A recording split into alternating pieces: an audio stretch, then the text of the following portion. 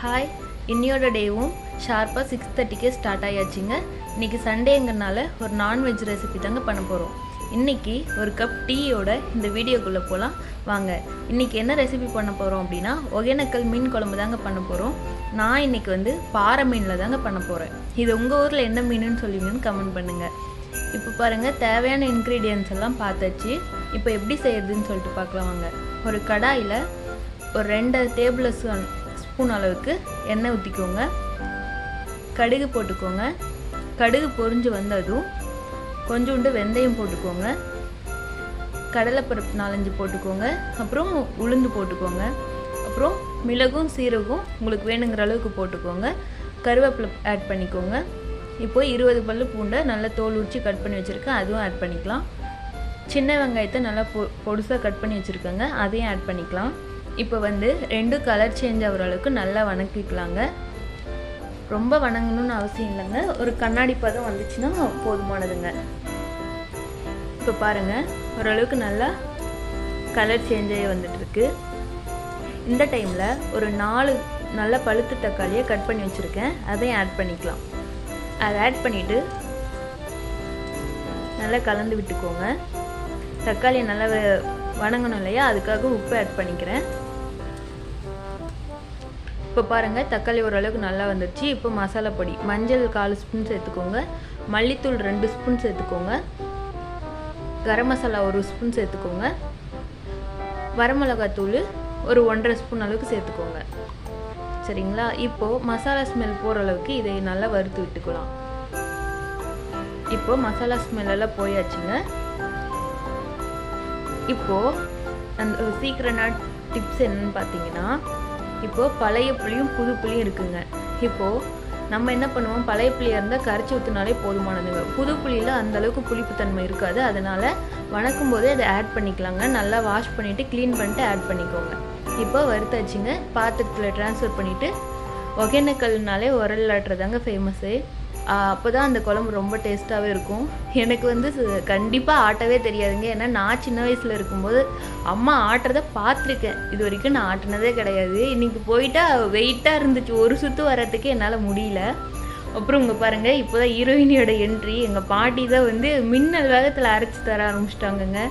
அப்படியே எப்படி நான் இந்த ஓல்ட் இஸ் கோல்டுன்னு சொல்லுவாங்கள்ல, அதெல்லாம் இவங்கள பார்க்கும்போது தாங்க எனக்கு ஆமாம் அந்த வேர்ட்ஸ் ரொம்பவே ட்ரூ அப்படின்னு சொல்லிட்டு தோணுச்சு. அப்புறம் பாப்பாவும் நானும் ஹெல்ப் பண்ணுறேன் அப்படின்னு சொல்லிட்டு அவ பங்குக்கு பண்ணிகிட்டு இருந்தாங்க. இந்த டே ரொம்ப ஹாப்பியாக போச்சுங்க. இப்போ பாருங்கள், ஆட்டி முடிச்சாச்சு. இப்போது கடாயில் எண்ணெய் ஆட் பண்ணிக்கலாம். எண்ணெய் சூடானதுக்கப்புறம் கடுகு ஆட் பண்ணிக்கலாங்க.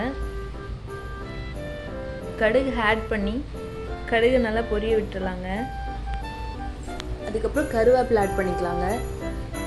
அதுவும் பொரிஞ்சதுக்கப்புறம் நம்ம உரல் ஆல்ரெடி ஆட்டி வச்சுருக்கோம்ல, அந்த கலவையை சேர்த்துக்கலாங்க. பாருங்கள், இப்போ சேர்த்தாச்சு. இது வேணுங்கிற அளவுக்கு நீங்கள் தண்ணி ஆட் பண்ணிக்கலாங்க. தண்ணி ஆட் பண்ணி உப்பு ஆட் பண்ணி அதை ஒரு 10 மினிட்ஸ் அளவுக்கு உங்களுக்கு வேணுங்கிற திக்னஸ் வர வரைக்கும் நல்லா கொதிக்க விட்டுருங்க. இப்போ பாருங்கள், நல்லா கொதிச்சு வந்தாச்சு. இப்போ மீனை போட்டுக்கலாங்க. மீன் பாருங்கள் 2 டைம்ஸ் கழுவி உப்பெல்லாம் போட்டு கழுவி வச்சாச்சு, அதை ஆட் பண்ணிக்கலாம்.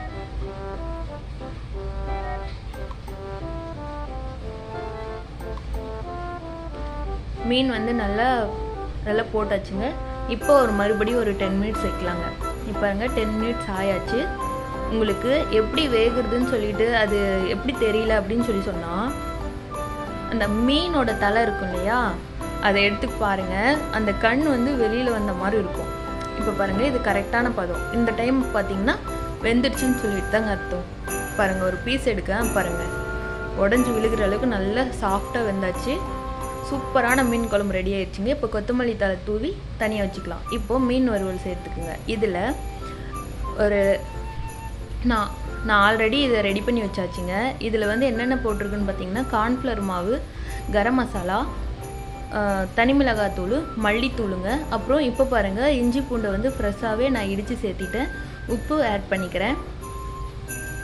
இதை கொஞ்சோண்டு தண்ணி விட்டு நல்லா கெட்டியான பதத்துக்கு இது பண்ணிக்கோங்க. பாருங்கள், இந்த கன்சிஸ்டன்சி இருக்கணும். இந்த டைமில் மீனை நல்லா அதில் போட்டு டிப் பண்ணி எடுத்துக்கோங்க. பாருங்கள், ஒரு 1/2 hour இப்படியே இருக்கட்டும். எண்ணெய் காஞ்சிடுச்சுங்க. எண்ணெய் காஞ்சதும் நம்ம 1/2 hour ஊற வச்சுருக்கோம் இல்லையா, மசாலா தடவி அந்த மீனை வந்து போட்டுக்கலாம். மீனை போட்டுங்க. இதில் ஒரு 6 minutes பக்கம் கரெக்டாக இருந்துச்சுன்னா போதுமானதுங்க. இப்போ பாருங்கள், புரட்டி போட்டு எடுத்தால் சூப்பரான மீன் வறுவல் ரெடிங்க.